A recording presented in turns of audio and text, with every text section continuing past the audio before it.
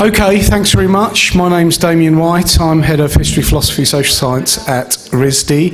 It's my very great pleasure to introduce the Aesthetics and Ethical Making panel. This is of particular interest for our institution in that we recently, we as in RISD President and other luminaries, just recently produced a book called The Ethical Making and strongly identified the future interests of RISD with concerns about ethical making. We're going to be discussing here the nature and role of aesthetics and value in making things, whether artistic or designed objects, and I think the panel will have a lot of overlap, particularly on environment, social justice concerns that we previously had in the last panel. We have got three excellent speakers here today. I'll just briefly mention that we've got Alison Gwilt, who will speak first, from Sheffield Hallam, huge list of books and activities, and then we'll move on to Jonathan Maskett from Denison, and then we will finish up with Adrian Parr from the University of Cincinnati. So without further ado, thank you.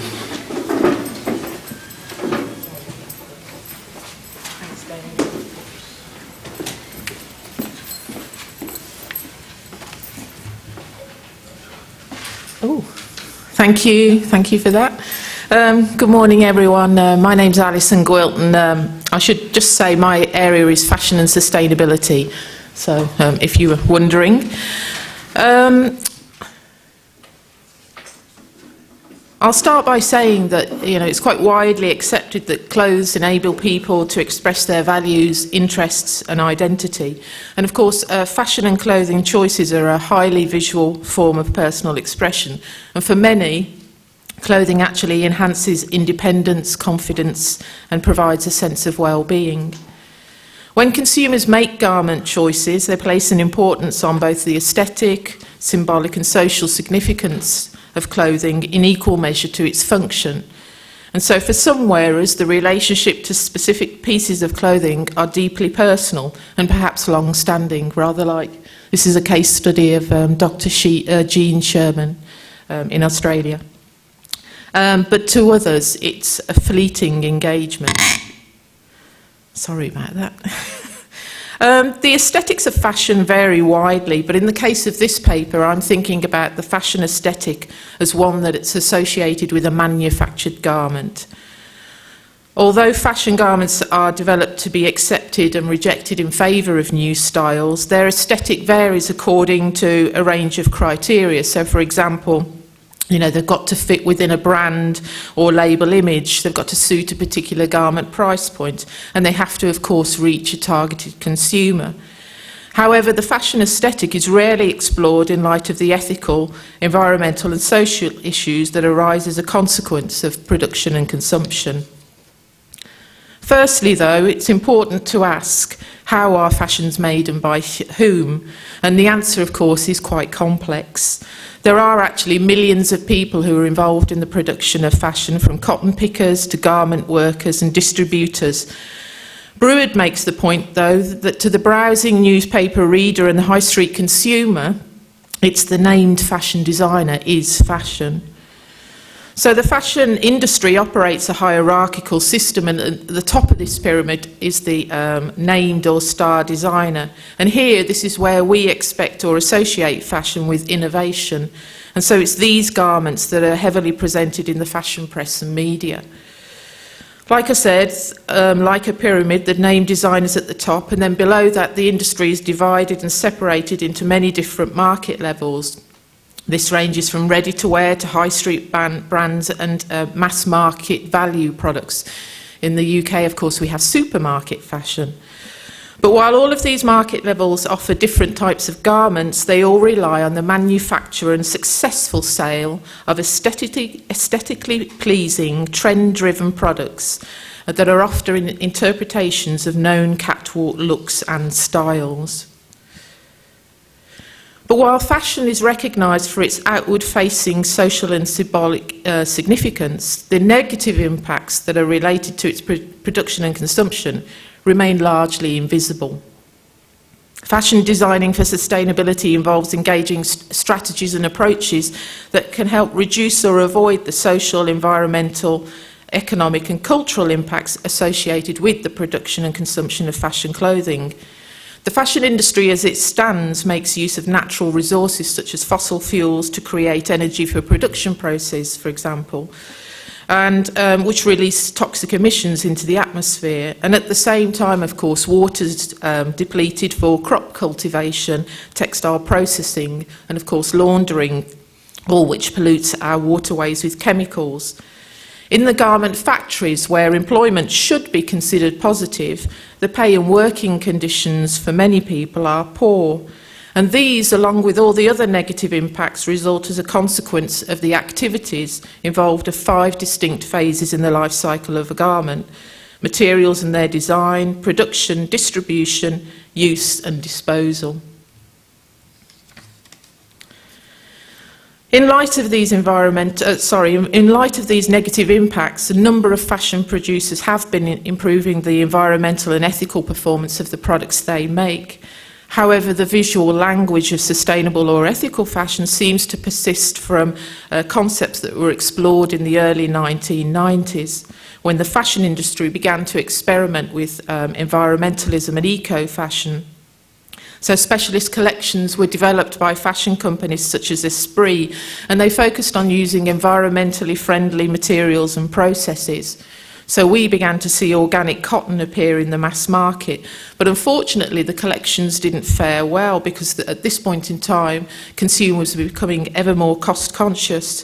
And this was a particular time when the fashion industry was producing large volumes of clothing offshore, a strategy that escalated poor labour rights and sweatshop conditions for factory workers.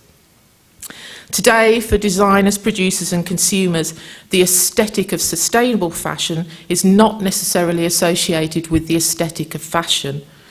As Welters argues, to the fashion community, terms such as eco-fashion conjure up the hippie and environmental movements of the 60s and 70s, during which ecologically sensitive fashion often meant shapeless recycled clothing. Meanwhile, many of the highly visible case studies seen today come from within the mass market retail sector and the outdoor performance wear market. And these include, for example, companies such as Marks and Spencer's in the UK and Patagonia here in the US.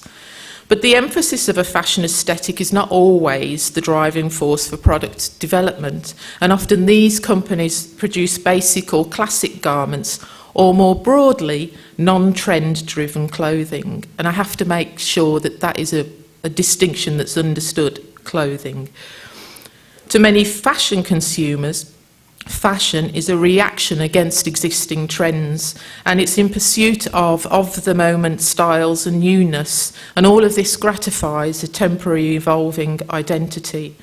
And the fashion industry feeds this need by developing garments that have this built-in obsolescence. Oops. Fast fashion is responsible for inexpensive, high-turnover products, but there is evidence to suggest that fast fashion consumers, and they are typically young people, they support the idea of sustainability, although they tend to separate fashion from sustainability when they make purchasing choices. So we could ask, and when I talk about we, I more often talk about the designer, how can we motivate consumers to adopt a responsible and caring attitude towards the environment and the garments they purchase? Ninimaki argues that we ascribe value to a product if we can experience enjoyment with it. It offers us interpersonal ties, and it becomes linked to the construction of our identity. But despite this, it could be argued that the consumer does not necessarily feel they have any ethical or moral responsibility to care. Could we advocate that through the moral and ethical connections associated with, for example, duty of care with ownership, environmental issues, and the much publicised social conditions of workforces, that designers may be able to motivate and re-engage care agendas? Some fashion companies have attempted to do this, and in the slide here you can see 2008 John Smedley began to commercially produce the luxury redefined t-shirt, and this was constructed using organic, undyed, unbleached, fair trade Peruvian cotton. While the garment in itself is noteworthy, one of the most interesting things to come out of the project was the perceived value in making the supply chain transparent. The entire design and production journey of the t-shirt was shared with the consumer. And since this, companies such as Historic Futures and Made By have been developing online tools that support producers to collect, manage and share production data alongside good practices. But of course, the John Smedley t-shirt that you see here is a luxury garment. It's marketed towards consumers aspiring to purchase products that embody quality, durability and timeless aesthetics. How do we then transform the attitudes of consumers purchasing fast fashion or trend-driven garments? It's evident that the fashion industry and its consumers have, in general, struggled to fully engage with sustainability, but there are many reasons for this. Eco-labelling, for example, was developed as a tool to help people identify environmentally safe products and processes, but it's known to be causing confusion amongst both the industry and the consumers. Many consumers are also sceptical about the reliability of claims being made, or they're wary of a company's motivations for engaging with sustainability. So with these points in mind, you could see that it's quite clear that consumers would benefit from fashion which clearly had a visible green aesthetic when they're making purchasing choices. This would make life simpler for people. However, as we've seen, consumers expect and often reject these type of garments based on their association with naturalness. Or, and I like this phrase from one participant involved in a study that said, and I quote her directly, "At this point, the eco-fashion that I have seen is not fashion. They are just plain dull and for older people, perhaps." There speaks a young person.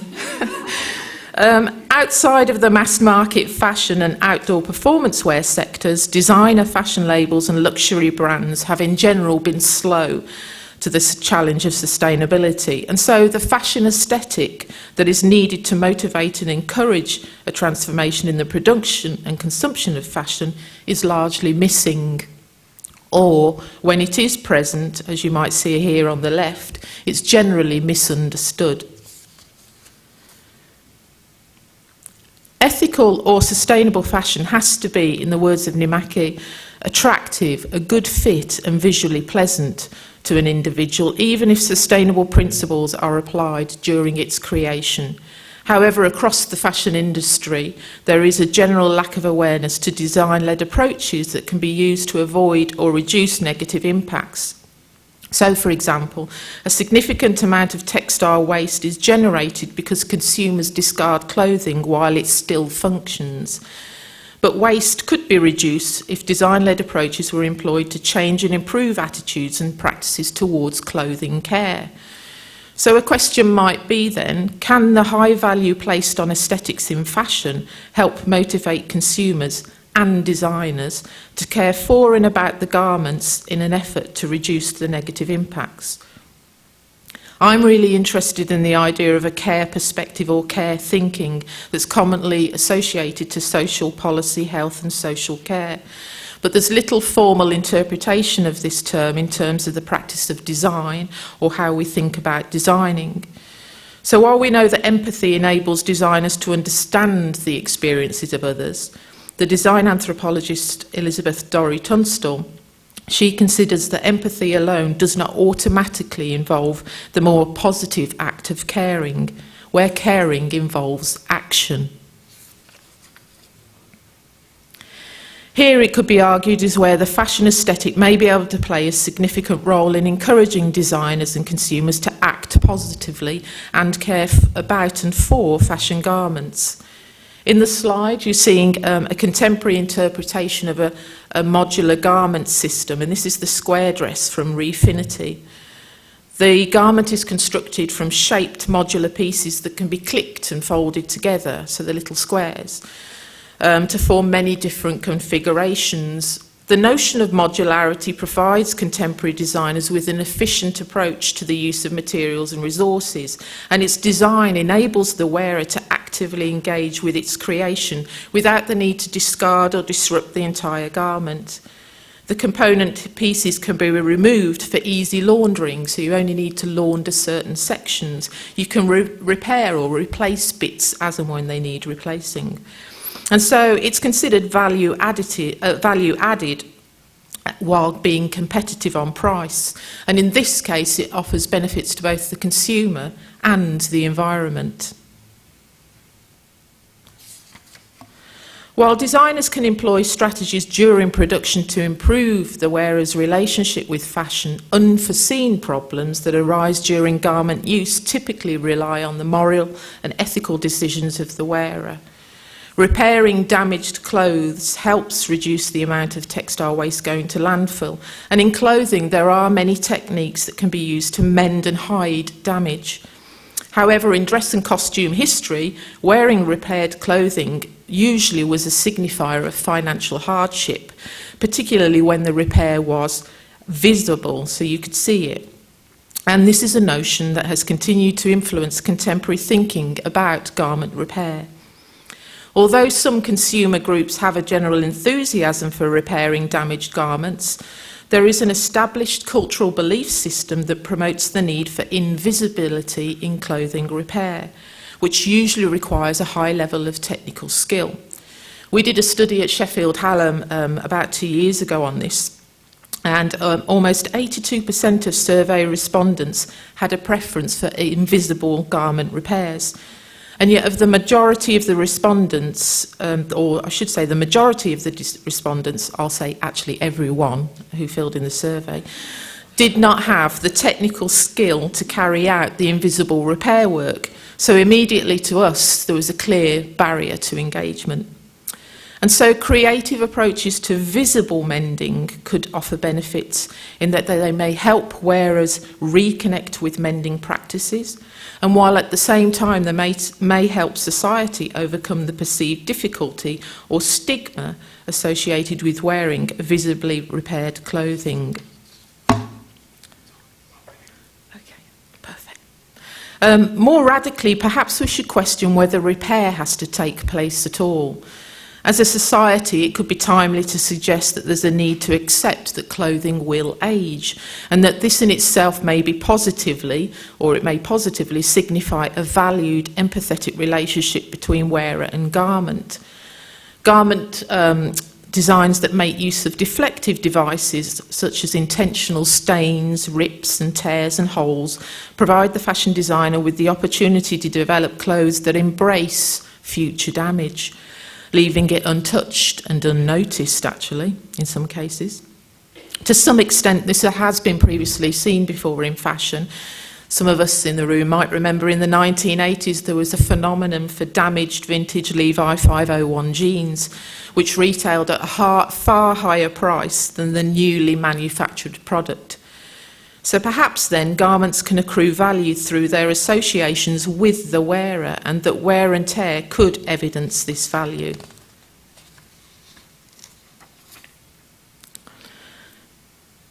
Oh, it's up, sorry. So the approaches that I've tried to discuss in the last few slides point towards a need for the fashion industry to explore and consider approaches that may help shift and transform attitudes and behaviours towards fashion garments. They attempt to bridge the gap between the designer and the consumer, which I will say is enormous currently, which in turn may help reduce or avoid some of the impacts associated with production and consumption. The fashion aesthetic is important in the success of sustainable fashion because it can provide the fashion designer with the opportunity to challenge fashion's social norms. And I guess this is the thing that excites me the most. Through creative interventions, designers can encourage consumers to become active participants with fashion garments. The role of the owner then goes beyond that basic position of consumer and becomes one of an actively engaged wearer. And so from this position, we can begin to motivate wearers and designers to better care for and about garments, and perhaps more consciously consider the impact that fashion has on society and the environment. Thank you.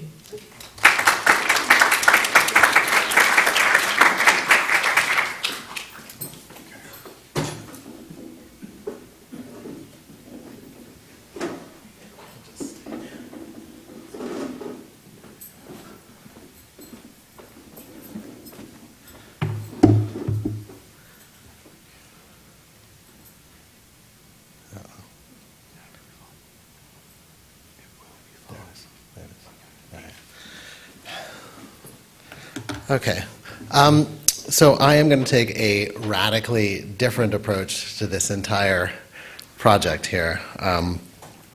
I want to suggest that my concern here is, you just enjoy that. So my concern is not limited to the products of tailors, cobblers, and haberdashers. I want to think of fashion as a much broader category within everyday life. And so we might think of all sorts of products that come in and go out of fashion. And I want to talk about this phenomenon of fashion in a much broader way. It seems to me there may well be some purely utilitarian products in the world, like screwdrivers. But I think that the vast majority of things that folks in the industrialized world buy can have the characteristic of being fashionable or unfashionable. One obvious direction as a philosopher to turn when things are put in that way is to ask, well, what kind of characteristic is this being fashionable? And I'm not actually going to take up that question today, but I think it's an interesting one. So if we're asked about ethical making, as we were asked to do on this panel, I think a first impulse may well be to do what Alison just did. So I'm going to go through that not at all, because you just heard a great paper about that. And I want to say, I think these are really important questions, but they really may well arise too late if we're thinking about ethical making, because the product itself may be ethically dubious. So before asking how should something be made, one may well first need to ask, should it be made at all? Some cases, I think, are clear. We can imagine a minimally packaged household nuclear device made entirely of recycled materials by well-compensated laborers from a historically oppressed group. And most of us, I think, would agree that in such a case, the question of ethics arose long before questions of design and manufacturing, and that such a product shouldn't have been made at all. But maybe such a case is an exception. I want to suggest that the question of ethics arises early in many, many cases, perhaps even in the majority of cases. Most products, by their very existence, an existence that is caught up in a matrix of market forces, advertising, and journalism, which work together to create desires, may well raise our ethical hackles. Maybe most goods aren't so good at all. And to see why that may be, we need to discuss function. So I want to suggest that there are at least two functions that objects can play. The first of these I'm going to call object function, and the second I'm going to call culture function. And so if we think about object function, objects like knives are made to cut things. Bicycles are made to transport people and stuff. Pens and pencils are made to write. Culture function is a second, much vaguer function having to do with the function that the objects play in some sort of cultural milieu. So let me give you an example of this. The Yemeni janbiya, which is broadly found throughout the Arabic world, is a traditionally manufactured curved knife. As a knife, it is intended to cut things and cut people, actually, as a weapon. But it functions within Yemeni culture as a marker of male adulthood and of social status. And so the more ornate the knife, the higher your status, or the greater the signification of your status. And I want to claim that this culture function is entirely distinct from the function as a knife, because many other objects could fulfill this culture function just as well. And if we look at other cultures, we can see things that indicate status, maturity, and the like, which are not knives, right? In some cases, such as that of a prayer book or a hymnal, the object function and the culture function may be difficult to distinguish. The object function in such cases is to play a cultural role. When we're talking about culture functions, I think we can distinguish further between formal and informal culture functions. So a formal culture function is characterized by the object's clear place in a culture or subculture. A Catholic prayer book, or a Red Sox hat, has a cultural function that is clearly linked with the practices of Roman Catholicism or the practices of Red Sox Nation. Removed from that cultural context, the book or hat loses its cultural function. An informal culture function is harder to pin down. It's more mobile, transposable, temporally fleeting. Perhaps a bandana or a style of sneakers or jeans indicating group membership, but there's no sort of formal working out of what that function is. So formal culture functions may change only slowly over time, often only as the result of some formal mechanism. Informal culture functions can arise and pass away with great rapidity. Saying that something is in fashion indicates the object's current informal culture function. Unlike with religions, states, universities, and corporations, all of which formally designate the culture functions of objects, such as flags, logos, particular books, and crests, there is no formal fashion process. There is no legislative body, board of directors or trustees, or council of elders who decide what is in or out of fashion. Further, unlike corporate logos or national flags, which change only quite rarely, I gather this is going on in New Zealand right now, what it is to be in fashion changes quite quickly, even overnight. To be fashionable requires thus that one constantly have one's eyes open and one's ears to the ground and be ready to adapt. So what does this mean? Well, to me it means that fashion is what we might think of as built-in obsolescence with a twist.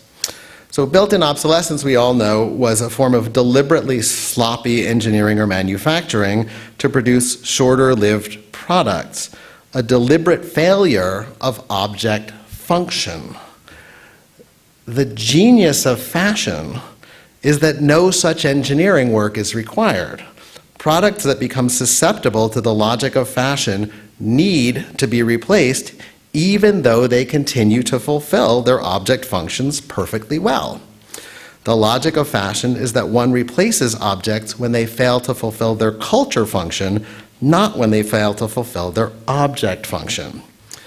Pure fashion objects have only culture function and no object function. Things, I'm now going to date myself, things like chia pets or leashes for non-existent dogs. I loved those, right? And other fad items come and go with the winds of fashion, fulfilling no discernible object function along the way. So the logic of fashion is that culture function overrides object function.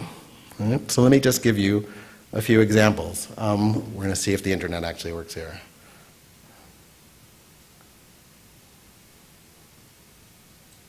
Oh, it's on my screen. That's lovely. All right. Well, now I have to figure out how to get back.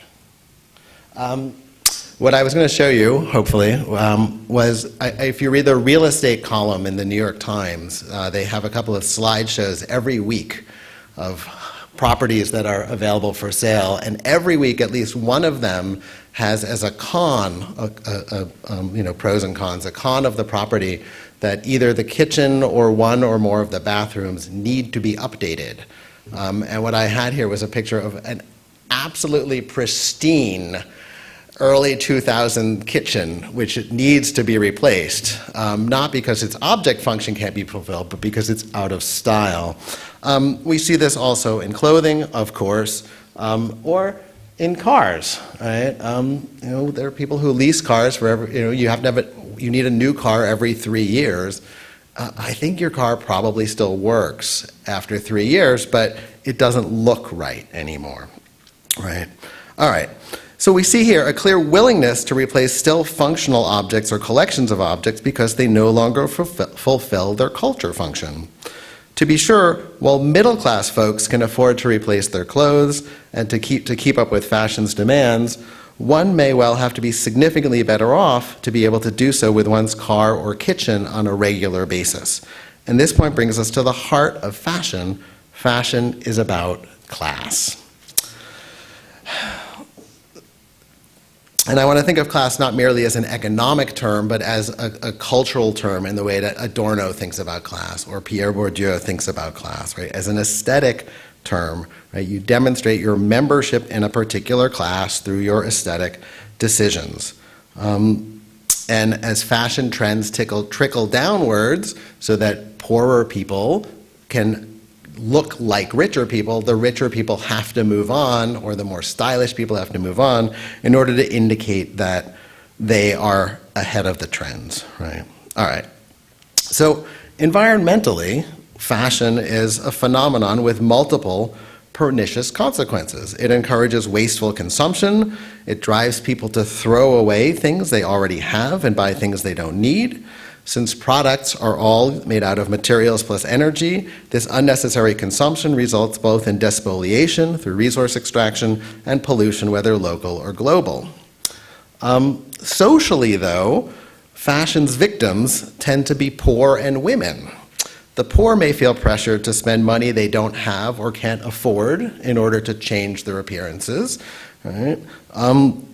Women spend far more time and money on fashion than men do, whether we're speaking of clothing, makeup, or home redesign projects. Worse still, beauty norms take a far greater toll on women's health, requiring diets, depilation, and even surgeries, because even your body is now something which is open to the whims of fashion. Right? And of course, although more and more men are falling into this as well, it has historically been much more of a pressure on women. So even for those with resources, we might think that the time and money invested in being fashionable surely could be turned to some other, hopefully more useful purpose. I suppose in some cases it could be turned to less useful purposes. I am sanguine, however, about our being able to address the logic of fashion, at least not without massive social restructuring, which might be beyond us. But let me just, if I have time, investigate 3 minutes, perfect. A few options of ways that people might respond to this. And the first is think about it in the way that Allison did, as sort of an individual response, right? How might I, as an individual, do this? And so we might hear, this is my favorite part. I get to quote Coco Chanel. So Coco Chanel famously said that fashion passes, but style remains. And so maybe that observation is a way forward. Her idea, style, true style, is timeless and thus immune to the logic of fashion. I'm skeptical. Style is a further distinction in response to the logic of fashion. Style can be a conservative response to the nouveau riche, promulgated by the aristocracy, who famously said, money can always buy the new and the trendy, but real style can only be acquired by means of good breeding. A contemporary view of style might insist that style is a sign of some sort of individual aesthetic, some sort of aesthetic je ne sais quoi, right? We talk about this person has style and this person doesn't. If that's the case, that style is self-expression, maybe it's also a kind of capitalist phenomenon, just like fashion. In either case, of course, the option to have style is foreclosed to those who don't already have it. Unlike fashion, which at least has a veneer of democratic accessibility, all you need is money, style is inaccessible to those who don't already have it. One further option might be not to care what others think in matters aesthetic, a gift which seems to be more widely distributed amongst academics than any other segment of the population.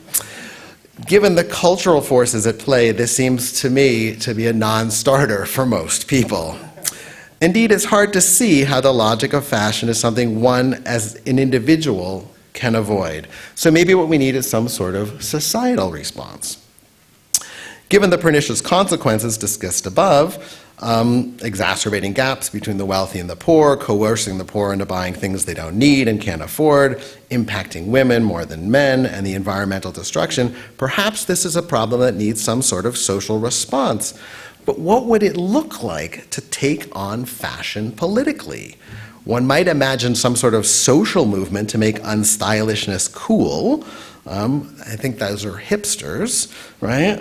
But that's just another fashion trend, right? And like other fashion trends, it too will pass, right?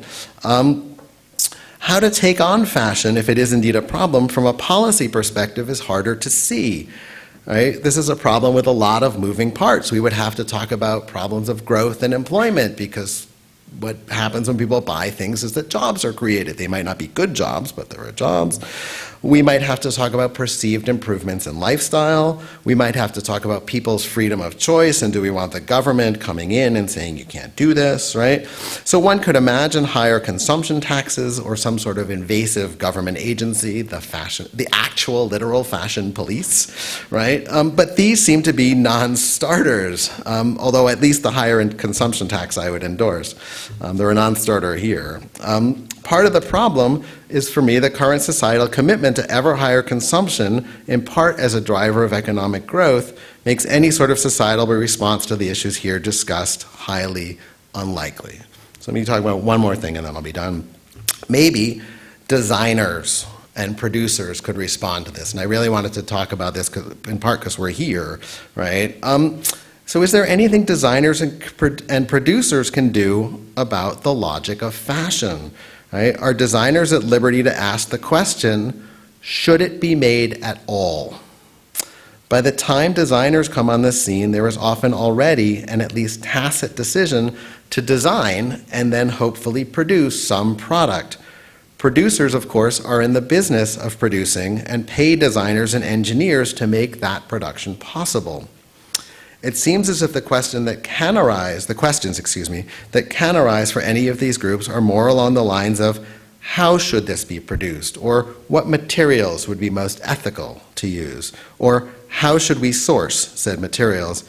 Yet all of these are questions that come too late. Taking on fashion, it turns out, may turn out to be a problem too big for designers. Thank you.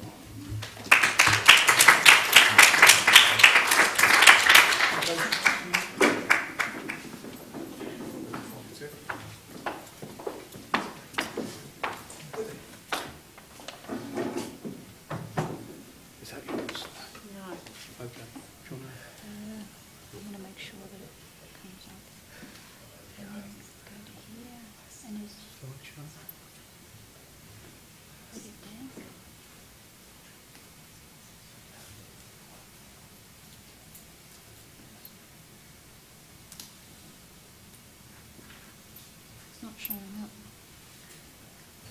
I really need it to show up.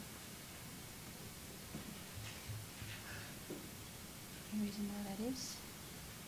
Let's do that. Let's see. You're on. Up. Yep. Great.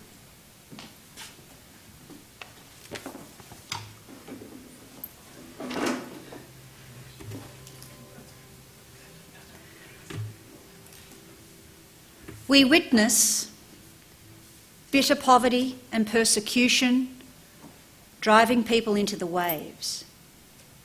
Their thirsty bodies flood another shoreline.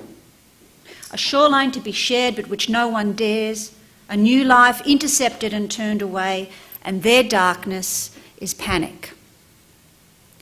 We witness waters monstrous and thick, iron-clad bodies navigate the riptides filled with viciously good intentions, not upset, without regret, and all hoping to protect a national story from foreign spaces of emptiness. and their darkness is ferocious. We witness industrial success, the anxiety of change as seasons fall into emptiness. Life ordered for dramatic effect, its harmony turns dissonant, but beautiful nonetheless.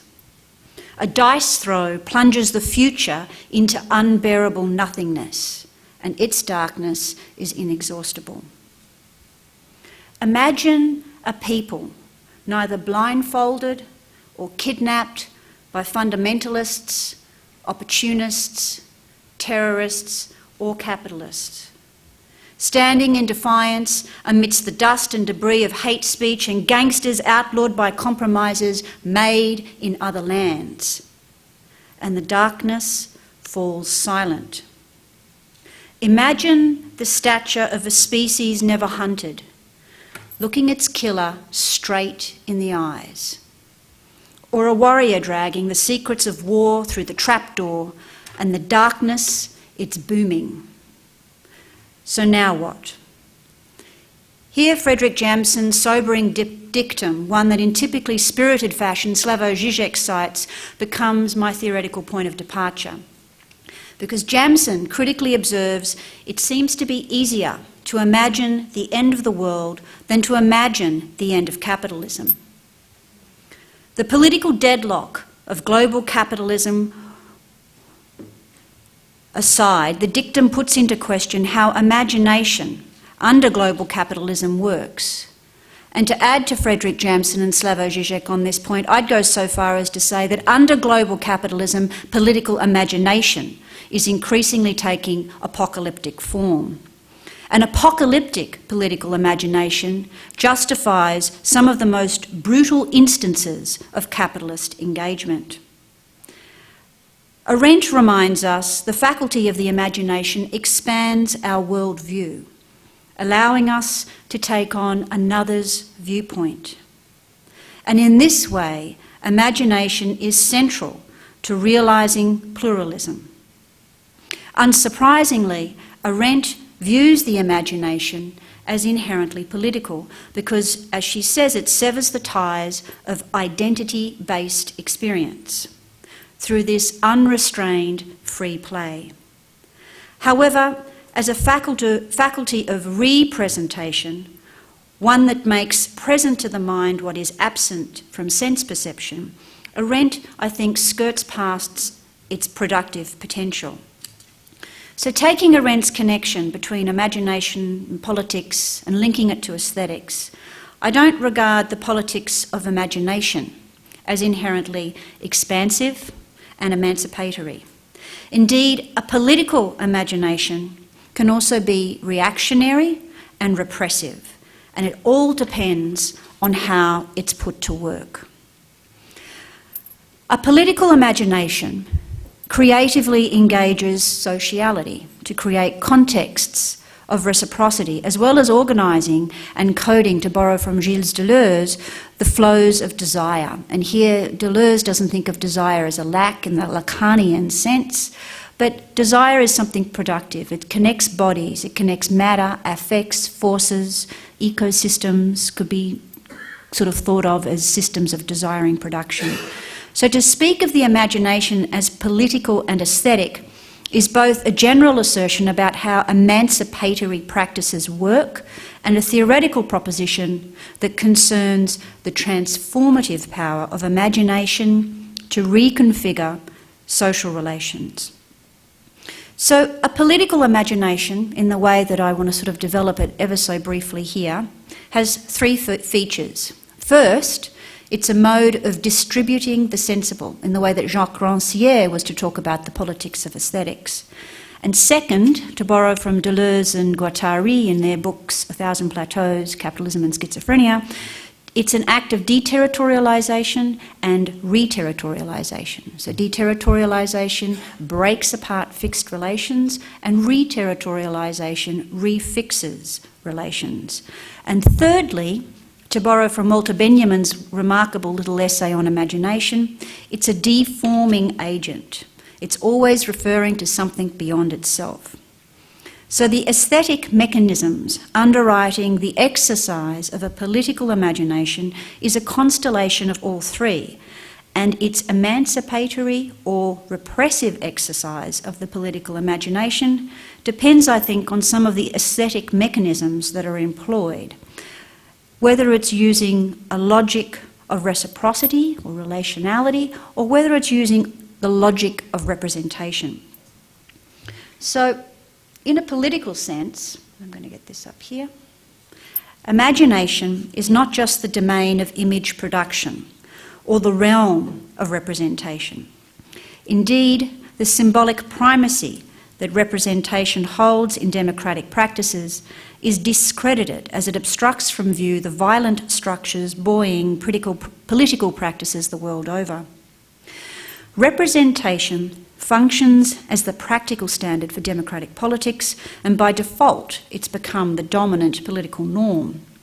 But the logic of representation, as Dorothea Orkowski has pointed out, leaning on the work of Gilles Deleuze and feminist philosophers like Elizabeth Gross, is a static structure. It hierarchically orders space and time.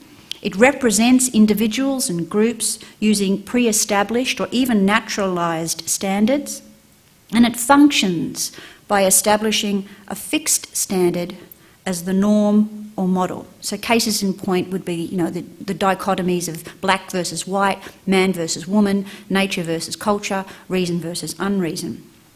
So an emancipatory political imagination, in the way that I want to try to talk about it here, works by decolonising that logic of representation.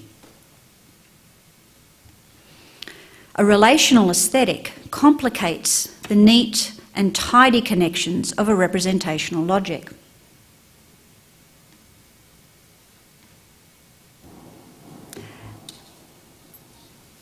The challenge of emancipatory politics, I think, is how to decolonise the different scales and modalities of imagination so that it works as a relational rather than a representational aesthetic. So relationality, obviously I'm leaning a little bit on Nicholas Spuriard's excellent little book on relational aesthetics, but I'm trying to deepen and broaden how we understand relationality. So I'm using, people like Deleuze and Foucault and Rosie Braidotti and Antonio Negri and Michael Hart's work in this particular area. To think about relationality as forces and effects and energies, and as these combine, they form particular kinds of investments, some of which can be liberatory and some of which can be emancipatory, right? So relationality is central to the question of how is change constituted? Is it from this sort of anomalous position that forms alliances which incite, to borrow from Deleuze and Guattari, illicit unions? Such alliances create assemblages that are neither those of the family, nor of religion, nor of the state. And for this reason, they're inherently political in the transformative sense of the term. So I'm suggesting a relational aesthetic can constitute an emancipatory political imagination because it uses the logic of reciprocity that redistributes the field of the sensible that Jacques Rancière was to talk about. And it does this by calling forth forces in thought and experience, which are not the forces of recognition, but the powers of a completely other model, from an unrecognised and unrecognisable terra incognita, to borrow from Gilles Deleuze in Difference and Repetition. So the very act of distributing and redistributing the sensible is, for Jacques Rancière, inherently political. Why? Because it sets the limits of possibility for how political subjectivity is thought and practiced by demarcating what's visible and what remains invisible, who is heard and who is unheard, what is thought and what is unthought. A relational aesthetic can redistribute the sensible, hereby reorganising the social field and bringing what was otherwise invisible and inaudible into the light of day.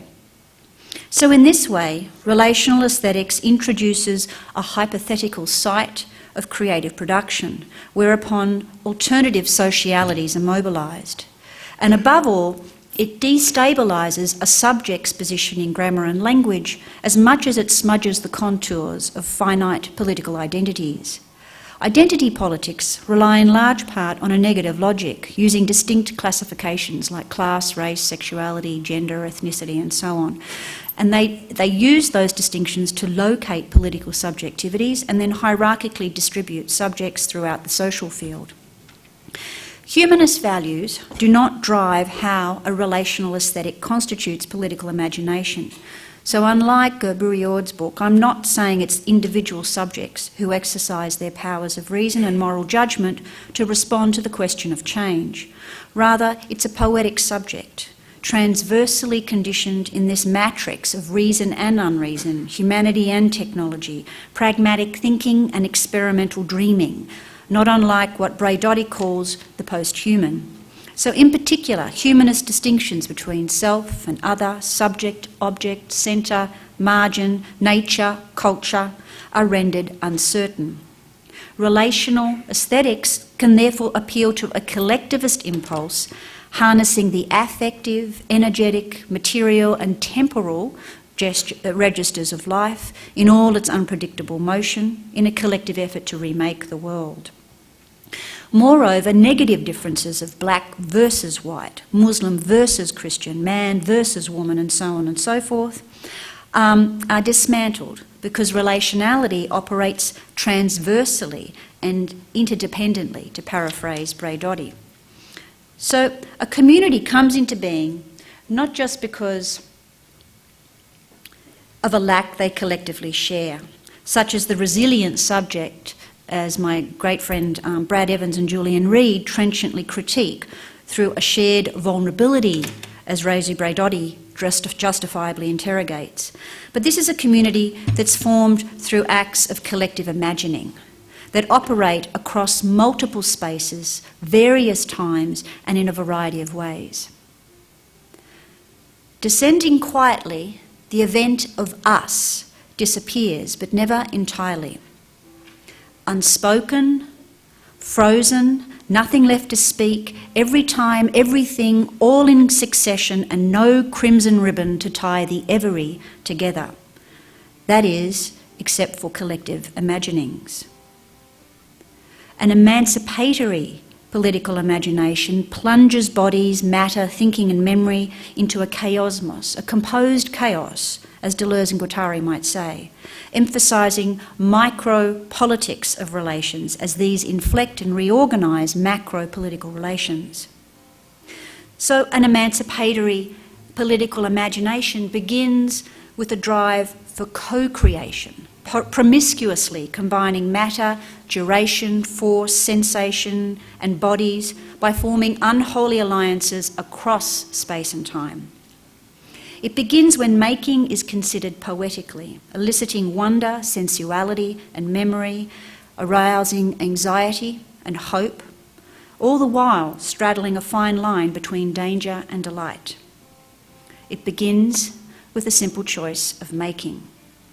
And yet, an emancipatory imagination proceeds not by choice or even the will of a single agent, rather through an act of falling out of habit and falling for the lure of unfamiliarity. It begins by falling in love, despite an ability to choose otherwise, as Slavoj Žižek and Shreko Horvat have recently pointed out. It therefore begins the moment absolute freedom is suspended. It's a moment when pre-personal forces connect with intellect and together they succumb to the productive motions of desire in all its material and energetic intensity.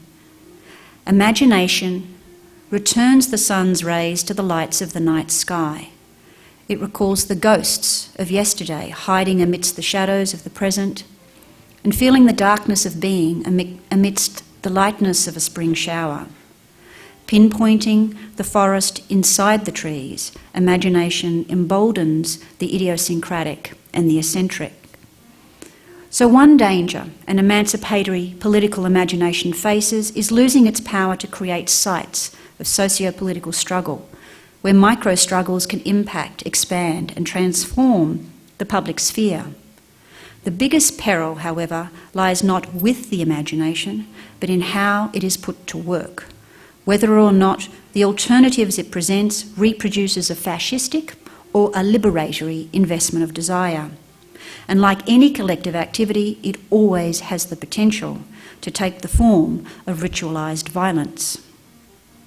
Imaginatively connecting with the world creates divergences from the norm, and in making new worlds, imagination remakes the world. Thank you.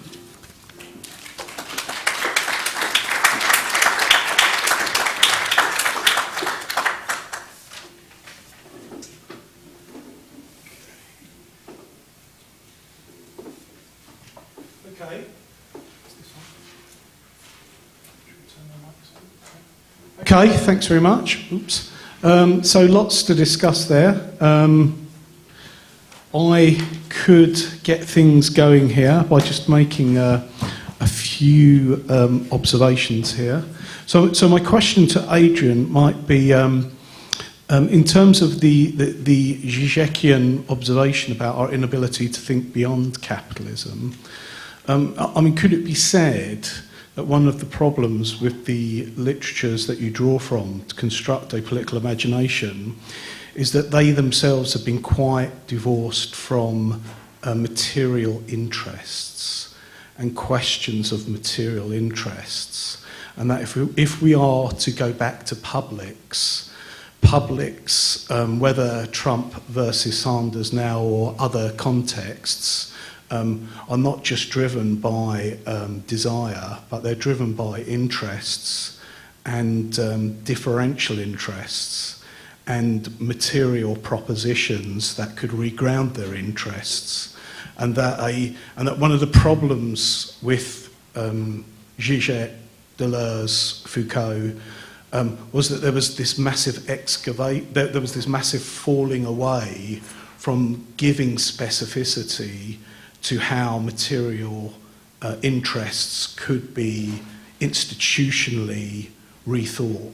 Mm-hmm. Okay, so there's a lot in that question. The first thing I want to say is, Deleuze and Braidotti and Slavo are materialists in a new sense, and the way in which they think of materialism is not purely in the Marxist sense of economic relations. But that's not to say that they don't consider that. So that's the first point I want to make.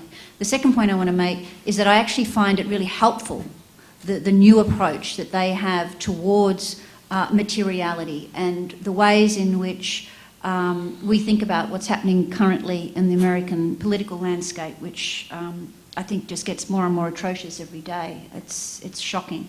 But if you go back to a book by Marcuse, I think it was, The Mass Psychology of Fascism.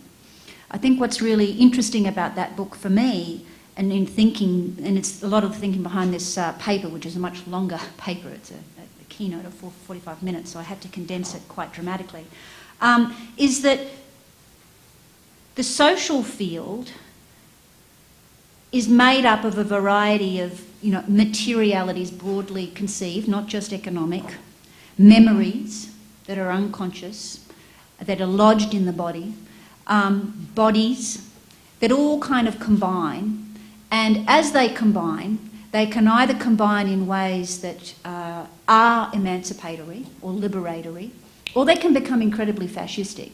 So the great point that came out of the mass psychology of fascism was that it wasn't just a problem of ideology, it wasn't just a problem of, Hitler's new socialist ideology.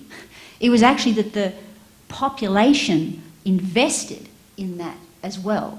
So what we end up there with that model is you've actually got a really interesting model that's about this sort of, struggle that's occurring both at the ideological level and both at the ground level of the masses. And that's what I'm sort of interested in. I'm interested in the ways in which collective imagination becomes a sort of lightning rod for these kinds of anxieties. Some of them we can talk about in terms of interests and material interests in the Marxist economic sense, but I also think it's important to sort of take on what we've learnt from psychoanalysis to sort of understand what seems to be kind of irrational, it seems to kind of go against the grain of everything that we think we stand for, but in actual fact it's always there, right? And the benefit of Deleuze in this is that when he talks about the realm of immanence and the actual, what's going on right now has always been in our social field. It's just that it's actualising at the moment because of this sort of play of forces that are carrying out in the political sphere, right? Yeah. Okay. So I'm just wondering if we can tie your two presentations linked in with this, just in the sense of how you're understanding fashion and the fashion aesthetic. And at one level, there could be a strong polarisation between a more pragmatic, reform-driven desire to find levers for possible, more just outcomes in the here and now, and then more of a positioning that's closer to Adrian's, maybe a little bit more Frankfurt School tinged, which is more sceptical. But one thing that struck me about your two talks is that where you both ended up was actually not that far apart, as in, at one point, in the first talk, there was a discussion about, well, maybe, particularly in terms of modular fashion, which struck me as particularly interesting, this understanding of a consumer as in dialogue with and participating and repurposing and self-grounding, struck me as a very interesting, sudden, radical twist to your talk, and opening up a very interesting political imaginary. And then, at one point, you almost seem to want to snuff out fashion, but then we're left with the dilemma that, over the last 40 years, some of the most powerful forces for fashion haven't been the aristocrats driving it down to the masses. It's been mods and rockers, it's been, punk, it's been grunge, it's been rap, it's been, all manner of vital subcultures from below refusing to wear, uniform, whether that's corporate uniform or, Maoist uniform or, so, and again, there has been a slight attempt to be an active participant before it all becomes churned back into the machine. So I'm just wondering whether, is there a horizon of possibility here between you, despite the fact that you came off initially as quite sharply different. No, I mean, in your political imaginaries, let me draw out your political imaginaries. Yeah. That was a very good question. Oh, good. No, it's just actually what's quite interesting that obviously my background is design, so I think like a designer and I think about issues through the perspective or lens, should I say, of design. But I think what has been interesting is that in all my years of working in sustainable fashion, what I constantly come across, or I constantly come as a block, is the argument from the industry that they can't do anything other than produce more products. That they're not prepared to take the risk to investigate other ways of doing things because so much of their money is tied up in producing things. You rightly pointed out, actually, Jonathan, about people will lose jobs if we stop producing things. And so there's suddenly, I mean, the fashion industry is a good model for looking at this, actually, because it is just so enormous. And so many people rely upon their livelihoods because of fashion products. However, the other side of this is that we end up using so many resources, we create so much waste, etc., etc. So there is constantly a stumbling block as far as an industry is concerned to explore anything else. The frustration from my point of view is that actually there are lots of different ways we could be doing things quite easily, but it's just nobody will be prepared to take the risk. And so it's the lack of exploring risks or innovation risks in a way that would make a big change or a big difference, would be really beneficial, but it's just this constant block from an industry that is not prepared to take those risks.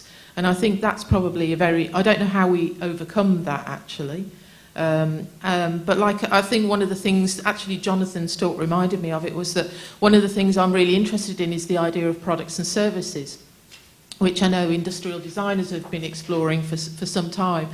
Fashion industry has not been exploring this at all and unwilling to do it at all.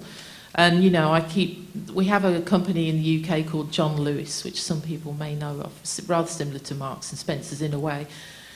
It's very easy for stores to embrace hiring models, leasing garments, repairing things, all within the sort of retail concept. Incredibly easy to do, but of course, if you offer those things, it stops people buying more products. So we seem to go round in circles, unfortunately. So I don't know what it will take to shift things, to be quite honest. I'll hand to you. You know, it's a very good question, and in some of my earlier work on consumption, I talked, I think, way too much about individuals and individual decision making, and I tried to investigate that actually using the work of Deleuze and Guattari to talk about desire and the way that desire structures subjectivity, and I've become more and more convinced that one has to talk about the social forces and the social forces that construct subjectivity, and that becomes a lot harder against the background of American culture in particular, because of our commitment to a certain way of thinking about politics and our kind of liberal commitments that we don't have to talk about formations of subjectivity because subjects are already given. And so I mean, I actually think I'm probably closer to Adrian's position than it might have seemed in this talk. The other thing I want to say is about, I think I made a brief mention in passing about like hip hop or street fashion, and I think that that's true, that there are ways in which fashion, especially in the post-World War II period, has had function, I mean, I'm hesitant to call it as a form of resistance, but has functioned in a way that has been, at least in its initial moments, resistant to the dominant forces of the economy and the dominant cultural forces that we live under. And what's interesting is that and I'm not a historian, I'm not a sociologist, I'm not, you know, I haven't, but my sense is that in each of those cases, those styles which originally come out of the streets or come out of minority communities or come out of oppressed classes or whatever it is, tend, either they just disappear or they get taken up by the mainstream fashion industry. The political content is removed, and what is left is a look, right? You know, and that is certainly what happened, for example, with punk in the 1970s, right? I mean, punk was a form of very angry politics that was very opposed to the need to get a job, the need to have money and the like, but what remained was radio stations and record labels and clothing manufacturers making a lot of money out of the look of punk, right? And the political, you know, Sandinista became an album, right? And so it's, I mean, I think, you know, part of what I really liked about what Adrian's doing is, right, is that I do think we need to talk about imagination. I think imagination is incredibly important, but we have to recognize that the social forces against change are incredibly powerful, right? And that it is, and that they're inevitably going to work against whatever is bubbling up from below. Can I just want to, actually I'd like to add to that. So in both my last two books, with Hijacking Sustainability with MIT and The Wrath of Capital with Columbia, I was very critical of the notion that our politics somehow has to be sort of waged at the level of consumption, given that the consumer paradigm is part of the bloody problem, right? And neoliberalism functions according to sort of fracturing the social landscape and turning us all into individuals who all compete with one another. So if our politics rests upon the assumption that we consume better, which is not to say that we shouldn't. I'm not suggesting you all go out and buy SUVs instead of a hybrid, right? That's not what I'm getting at. But our politics can't rely upon that, because that's also part of the problem. So it acts as a displacement activity. So I feel really good if I drive around in my hybrid car, right? Yeah? But that's really only a tip of the iceberg. I have, you know, I recycle. I do that religiously, right? But I'm fully aware of the fact that that's not really doing the kind of thing that we need to do, and that we need to get at a much deeper level. And that what concerns me is that if we purport that that's where the political lies, then we don't think about the much deeper, difficult problem around global capitalism and endless economic growth. That is the problem. And then we start to ask, well, then how does politics engage with that? And there seems to be two dominant strains that have emerged. The sort of the Rosie, and I've talked to Rosie about this, this is a conundrum, right? There's the Bradotti, Hart, Negri, Deleuze strain, which says we work from within and we've got to change it from within to produce an outside from within capitalism, right? Now, the problem with that is capital accumulation works by appropriating the limits that are presented to capital. And we have countless examples. You've just provided it there with the punk movement, right? Where it operates as an outside. It's still inside because it's part of the music industry and so on and so forth, but then it gets appropriated. Or you go the other way, which is what Slavoj Žižek is purporting, and Badger and that camp, right? And Slavo would say to me, well, Adrian, you know, we've got to come up with a dialectics, a negative, right? The Hegelian model, right? Produce, like, create an outside that interrupts capital. And I said, Slavo, there's still the same frickin' problem, because capital's going to also appropriate that limit.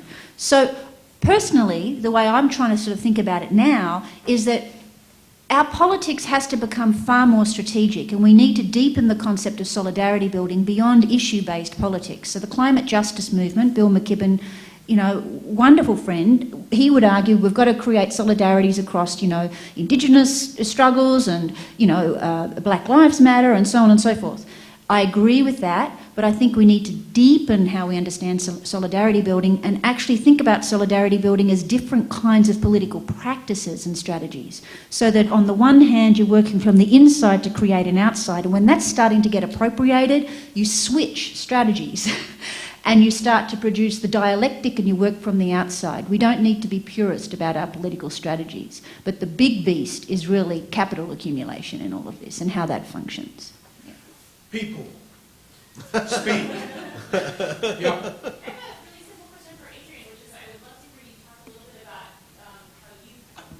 Yeah, I was curious to hear you speak about how you put various images or cultural practices to work in your own talk with the visuals, and especially the use, which went unmentioned, of Regina Jose Galindo or Keith Jarrett, or just, I'd love to hear you make use of those with your descriptive language. Okay. Should we just take a few and then we'll come back as a group? Oh no, don't do that. I have a terrible memory. I'll remind you. Oh God, you write the question down. Okay, run out of time. Go on. Or I'll get all flipped out. Good. Yeah, you don't want to see me flipped out. I can't keep my brain together at the best of times with, you know, ADD going everywhere. All right, so the images, yes. Now, that's an interesting question, because when I get stuck when I'm writing, I usually go to contemporary art to help me get through it, or, you know, experimental kind of indie style cinema, because it's something that just unlocks my kind of brain and enables me to sort of get in touch with both cognitive and feeling, and to sort of sensuously grapple with something that's that I'm responding to in a sort of modality of outrage. So the images that I'm showing are not meant to be sort of these literal connections, but they're sort of like poetic resonances with actually how I'm sort of thinking about something.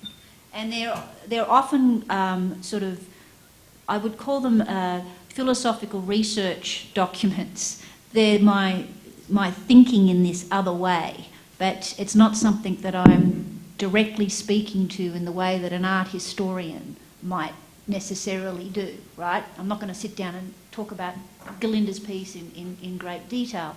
I mean, what struck me about that particular work, do you know that work? Yeah. I mean, just, so, you know, I'm talking about sort of memory traces and the distribution of the social field of the sensible, and here she is, this sort of vulnerable body in a public place, exposed where people can come and piss on her. It might have been not Marina Abramovich's work, but Yoko Ono's work, where you could rip things off her. Was it that? Was it? Yeah, sorry. Yes, I'm not very good with the names, right? But visually I can remember them. And it was sort of similar in that way. And then, you know, to talk about the social field and the desires of the social field and what's repressed, and when we give license to do X, Y, and Z, how people act upon that, right? And the majority of the people that came and pissed on her were men, right? And here she was, you know, making a reference to the way in which the Latina female body has been sort of, the violence that body has incurred and has been a sort of repository of violence in Latin America. Here it was being reenacted again. So the memories of the past were still part of that social field, and the art in that instance just activated that. So I found that was very interesting as I was thinking about these issues of the social field and as a sort of form of desiring production. And for Deleuze, the social is not just individuals, it is a modality of desiring production and how it finds investment. And sometimes it's in these really kind of violent and repressive ways, and other times it's more expansive. Yeah. Okay.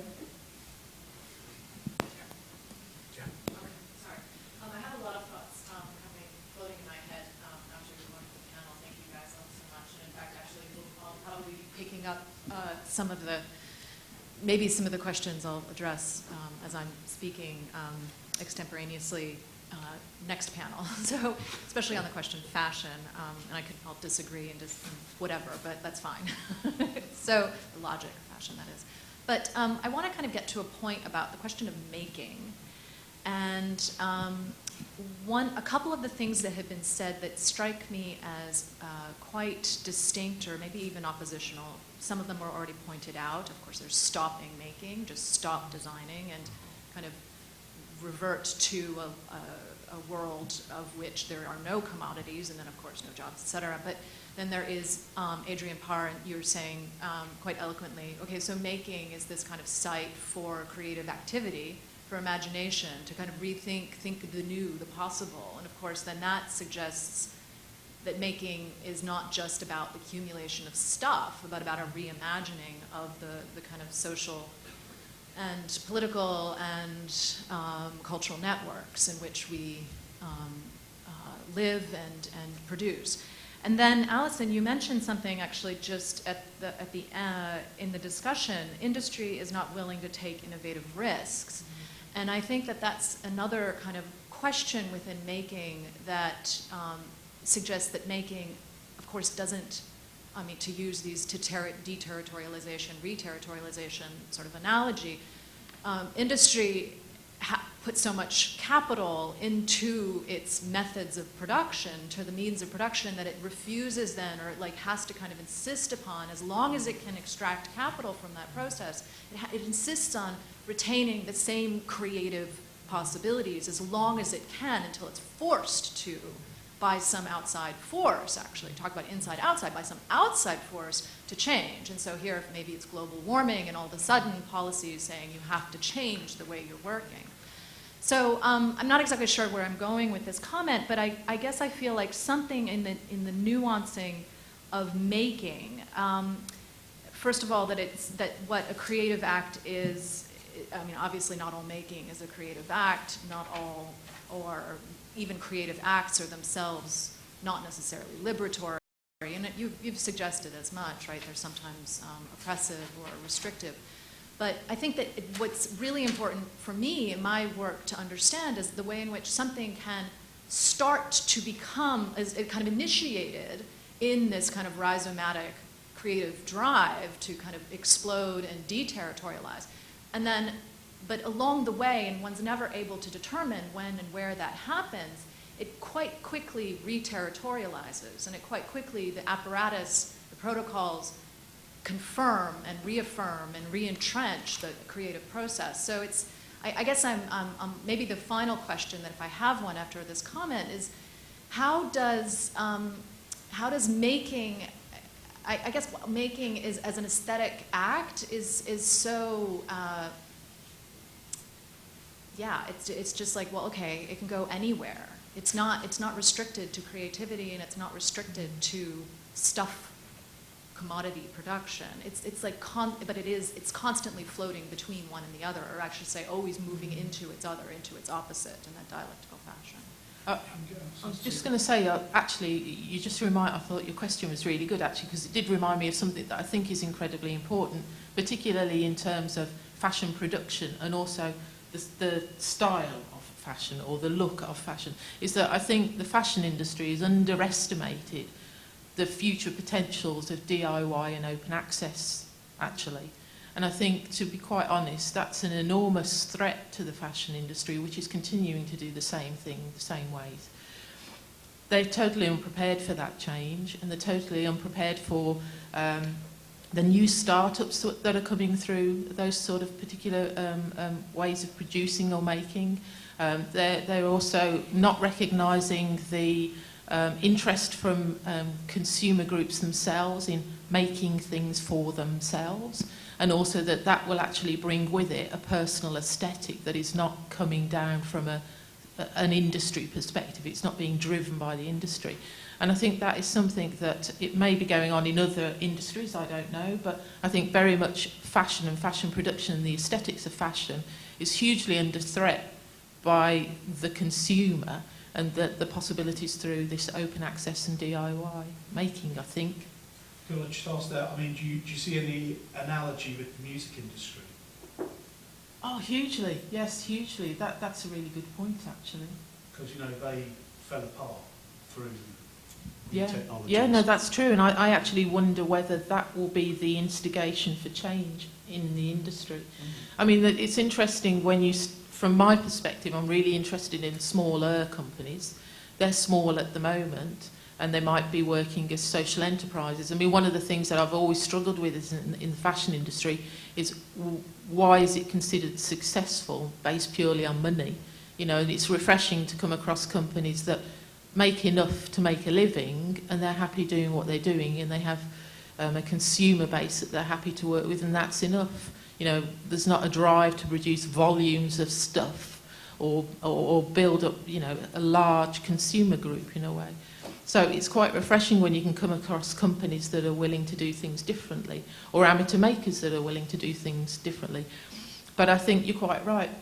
As soon as, and I do think the internet is an incredible resource that perhaps fashion designers and fashion design companies haven't quite realised the potential of yet. And actually this brings me back to education, in that I would look at my discipline, and even in my own institute, they are teaching fashion design the same way that I learned as a student in the 80s.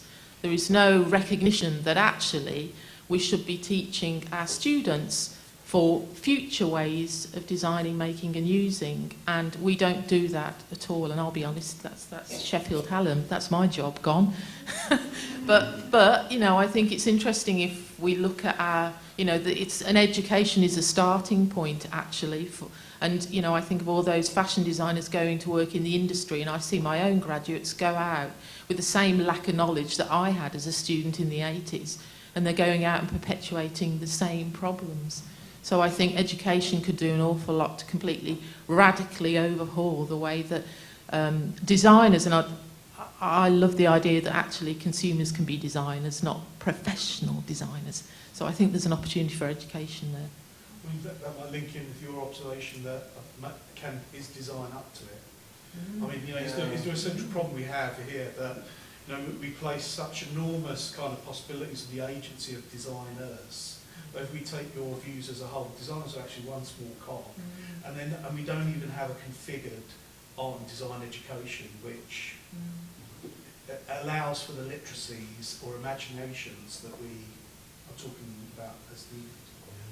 I mean, if I can just say one thing about that, I mean, I think if you want to talk about making, we have to differentiate between different sorts of making, different ways of making, the social conditions under which making takes place, how the making is organized, right? And that it's to talk about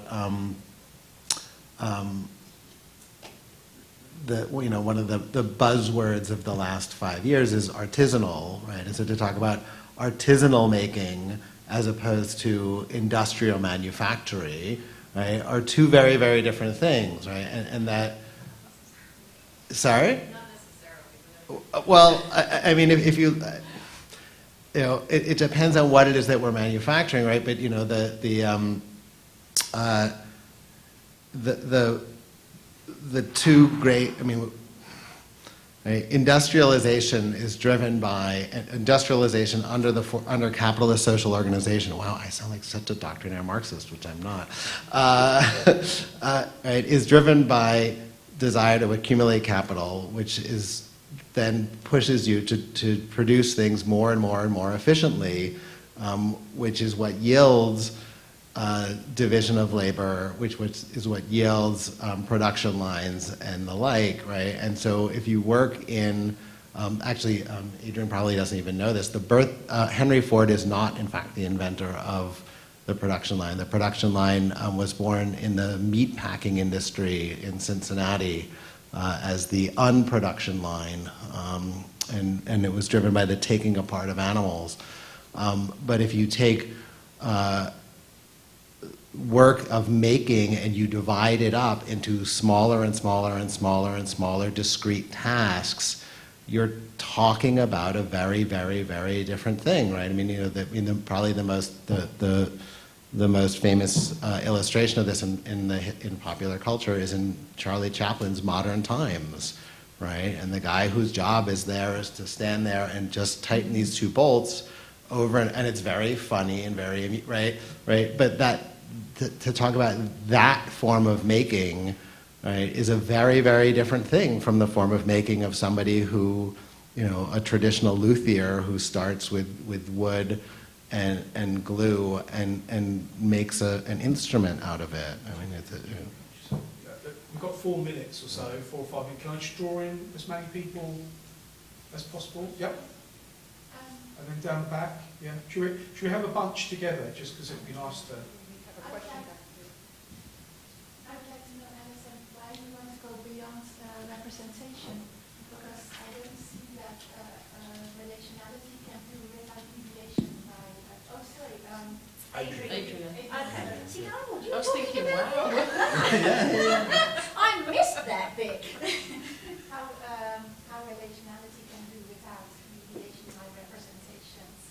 So I don't see why you want to get rid of a logic of representation in favor of a logic of relationality, rather than see relationality as involving signification and mediation.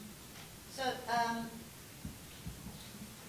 Not getting rid of representation altogether, but the logic of representation in and of itself on its own is an identity-based construct. And as an identity-based construct, then we're stuck with a sort of static model. So by introducing relationality into it, yes, you can engage aspects of representation, but at the same time as you engage it, you dismantle it by the same token. So that's where I'm coming from with that. And I do think, you know, the connection between representation and recognition, like if we were to look at someone like Nancy Fraser's work, where she recognises that, you know, identity politics in the feminist movement is the very thing that's made it complicit with capitalism. Her recent, well not recent, but an essay she wrote a few years ago in New Left Review was very interesting in that respect. So her kind of political philosophy is a combination of recognition politics, representation and redistribution, right?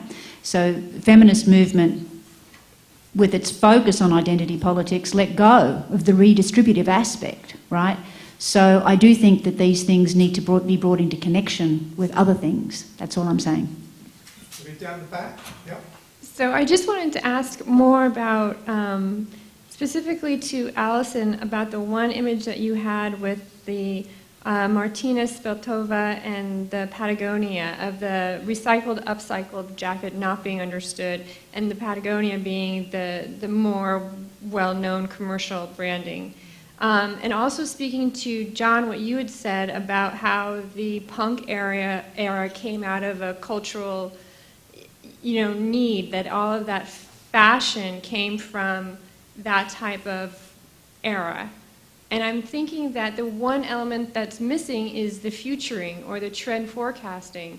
Adelcourt is a very well-known trend forecaster who came back to the US because she felt that the fashion schools weren't teaching it right.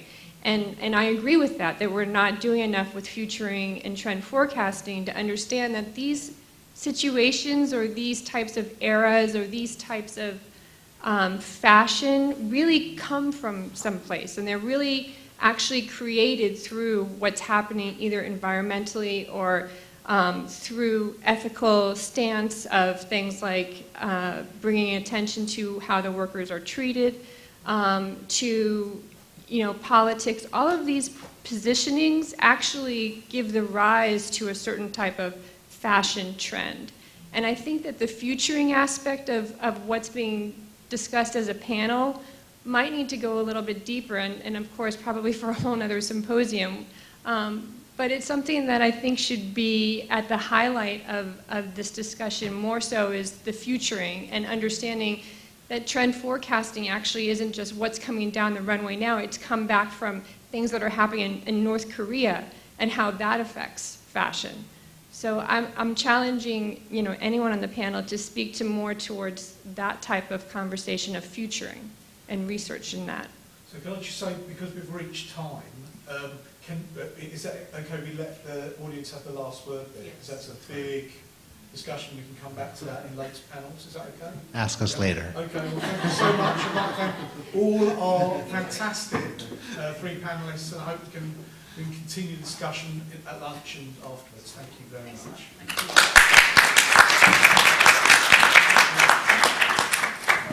you guys.